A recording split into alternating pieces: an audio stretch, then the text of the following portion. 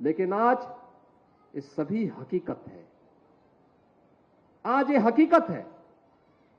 कोई सोचता था रामगढ़ ताल डल झील को फेल करेगा, लेकिन आज ये हकीकत बन चुकी है। बहनों और भाइयों, इसलिए संभव हो पाया है क्योंकि गोरखपुर के किसी भी व्यक्ति ने, गांव हो या शहर, किसी भी व्यक्ति ने विकास के मुद्दे पर भले ही मुआवजा मिलने में आगे पीछे हुआ हो, लेकिन उसने अड़चन नहीं आने दी। उसने कहा चलो मेरा तो बाद में समाधान हो जाएगा, पहले विकास का कार्य होना चाहिए। जब ये सोच बनती है तब विकास आगे बढ़ता है, द्रुत गति से आगे बढ़ता है। आज जो भी आता है गोरखपुर में कहता वाह विकास हुआ है। जो कोई भी आज वाराणसी जाता है कहता विकास हुआ है। जो कोई प्रयागराज जाता है वो कहता विकास हुआ है। जो कोई भी लखनऊ आता है वो कहता है विकास हुआ है। जो कोई भी मेरठ जाता है, नोएडा, ग्रेटर नोएडा, गाजियाबाद, किसी भी जिले में जाता है, बरेली, आगरा, कानपुर, झांसी, जहां कहीं भी कोई जाएगा वहां जाकर के देखने के लिए मजबूर होता है और कहता है वाह कितना साफ और सुथरा है, विकास हुआ है। उत्तर प्रदेश नई पहचान बना रहा है। बेटियां अब बिना किसी भय के निकल जा रही हैं, घर से निकल रही हैं, स्कूल जा रही हैं, बाजार जा पा रही हैं।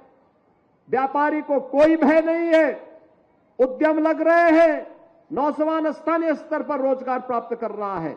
यह हर व्यक्ति के मुंह से जब निकलता है तब हमें लगता है हां ये परिवर्तन हुआ है, ये परिवर्तन हुआ है। और इस परिवर्तन को आगे बढ़ाने के लिए पिछली सरकारें अपने आप तक सीमित थी। उनके लिए समाज को बांट करके केवल परिवार का विकास कर रहे थे। सामाजिक खाई को जितना चौड़ा कर सके, समाज को जाति के नाम पे बांटते थे, क्षेत्र के नाम पे बांटते थे, मत और मजहब के नाम पे बांटते थे, दंगा करवाते थे और फिर दंगा करवाने के बाद फिर दोनों समुदायों को अलग अलग अपने घरों में बुला करके उनको एक प्रकार से उनको ये बताने का प्रयास करते थे कि वह उनके हितैषी हैं। लेकिन आग की कीमत क्या चुकानी पड़ती थी दोनों समुदायों को, वे भुक्तभोगी ही इस बात को जानते थे।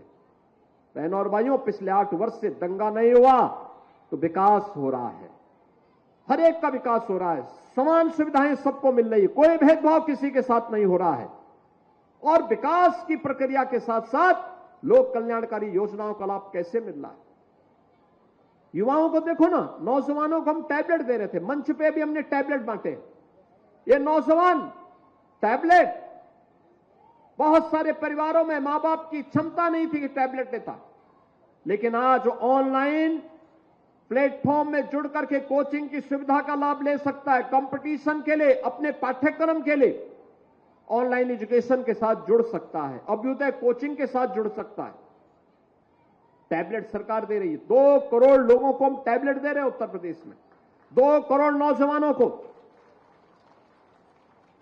स्थानीय हस्तशिल्पी और कारीगरों के लिए 1 डिस्ट्रिक्ट 1 प्रोडक्ट की योजना, विश्वकर्मा श्रम सम्मान और पीएम विश्वकर्मा की योजना, स्ट्रीट वेंडर के लिए पीएम स्कीम के अंतर्गत उन वेंडर्स के लिए एक नई स्कीम आई है। उस स्कीम के साथ साथ हम लोग जिन लोगों के जहां पे घर है वहां का उस जमीन का कब्जा उन्हें देने का कार्यक्रम, ये सभी पीएम स्वामित्व की योजना के अंतर्गत उन्होंने वहां पे बसाने की योजना है। आज कोई भूखों नहीं मर सकता, क्योंकि प्रदेश में 15 करोड़ लोगों को फ्री में राशन की सुविधा का लाभ आज प्राप्त हो रहा है। और अभी तो कुछ ही दिनों के अंदर जीरो पॉवर्टी के लक्ष्य को प्राप्त करने के लिए डबल इंजन की ये सरकार एक नए कार्यक्रम को लेकर के चल रही है। हर ग्राम पंचायत में जो भी ऐसे परिवार हैं जिनके पास अब तक किन्हीं कारणों से वह किसी योजना से अगर अब तक वंचित रहे हैं, उनके नाम को हमने अभी से सर्वे करके मंगवा लिया है। एक साथ एक दिन सभी जनप्रतिनिधियों की उपस्थिति में उन्हें इन योजनाओं से सिचुएट करने के कार्यक्रम को हम जोड़ने जा रहे हैं। एक साथ आप देखना, एक साथ 15 लाख से अधिक परिवार इस योजना के साथ जुड़ रहे हैं। जिसके पास मकान नहीं उसको मकान मिलेगा, जिसके पास आयुष्मान का कार्ड नहीं उसको आयुष्मान का कार्ड मिलेगा, जिसके पास राशन कार्ड नहीं राशन कार्ड मिलेगा, जिसको पेंशन नहीं उसको पेंशन मिलेगी, जिसके पास रोजगार नहीं स्थानीय स्तर पर रोजगार उपलब्ध करवाने के लिए सरकार उसके लिए प्रयास करेगी। और उसी क्रम में आज हम सब इन योजनाओं को लेकर के आपके पास आए हैं। योजनाओं का लाभ मिले, योजनाएं जो बन चुकी हैं उसको अनावश्यक रूप से लोग नुकसान न पहुंचाएं।